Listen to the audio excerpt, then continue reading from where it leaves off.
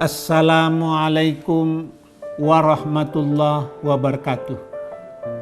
Syukur alhamdulillah kita persembahkan kehadirat Allah subhanahu wa ta'ala.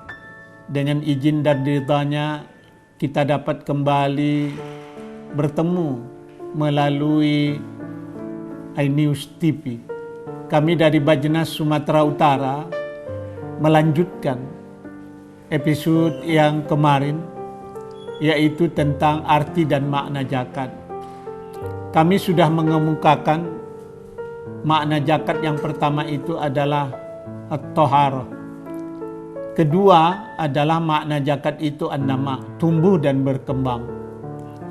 Dinyatakan zakat tumbuh dan berkembang. Memang pada realitasnya, pada kenyataannya, tidak ada orang yang pailit, orang yang bangkrut karena berzakat, karena berimpak, karena bersedekah. Bahkan seorang yang dikategorikan sebagai dermawan, hartanya akan semakin berkembang. Demikian juga berzakat, harta akan semakin berkembang, berimpak, bersedekah. Jangan takut, jangan ragu, bukan memiskinkan. Memang kasat mata kita lihat, kita memberikan harta yang kita cintai. Tetapi di mata Allah itu sudah dijamin pemberian itu. Wa ma anfaqtum bi syai'in minaz zakati farudduhu ilallahi fa ulaika humul mudha'ifun.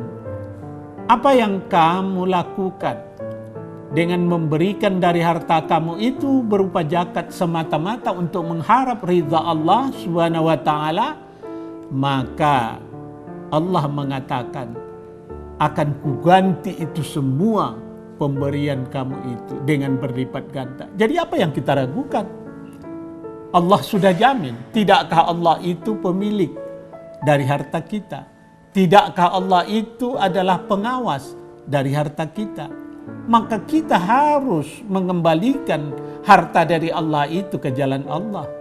Kita tidak boleh menyalahgunakan. Karena itulah sesuatu yang bermanfaat itu adalah sesuatu yang diperintahkan kepada kita, terutama dalam kepentingan harta itu. Dan saya tanyakan langsung kepada muzaki itu yang memberikan zakatnya. Ada 5 tahun yang lalu, seorang yang berzakat 25 juta 1 tahun. Tapi tahun 2018 kemarin, dia secara rutin memang tiap tahun berzakat, sudah menjadi 145 juta. Ketika saya tanyakan kenapa ini berkembang, saya pun tidak mengerti. Semakin saya melunasi zakat saya, dia katakan rezekinya semakin bertambah.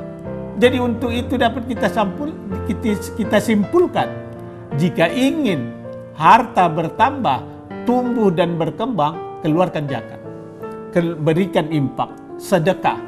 Nah, ini kata kuncinya.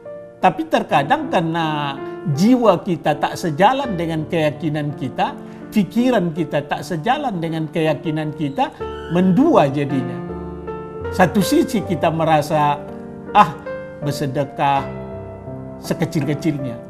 Kalau ada uang di kantong kita berbagai nilai, maka kita pilih yang kecil.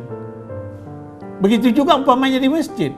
Ada di kantong kita pecahan 20.000, 10.000, 5.000, 2.000. Kita tarik yang 2.000. Itu yang kita masukkan ke tabung di masjid itu.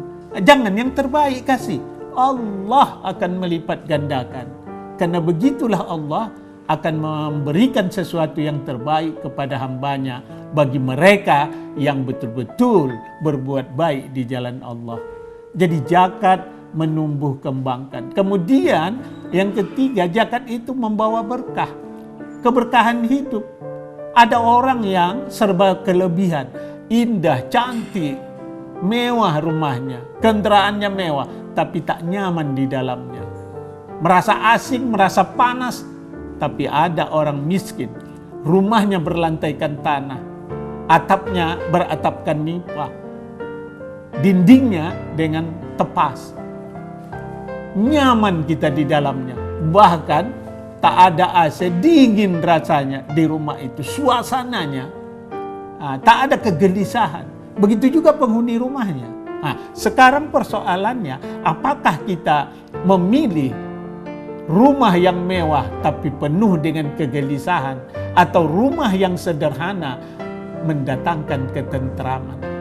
Jadi saya pikir pilihan kita akan jatuh kepada yang nomor 2. Bagaimana ketentraman, kedamaian, memang itu yang kita cari dalam hidup ini.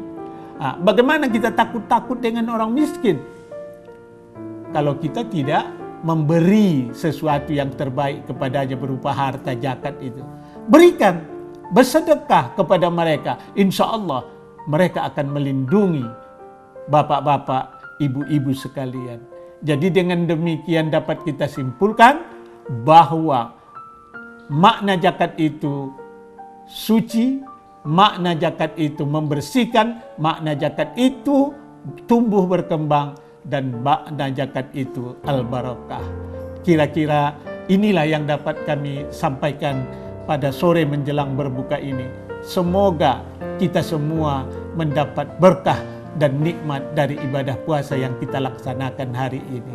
Terima kasih. Saya akhiri dengan billahi taufik wal hidayah. Wassalamualaikum warahmatullahi wabarakatuh.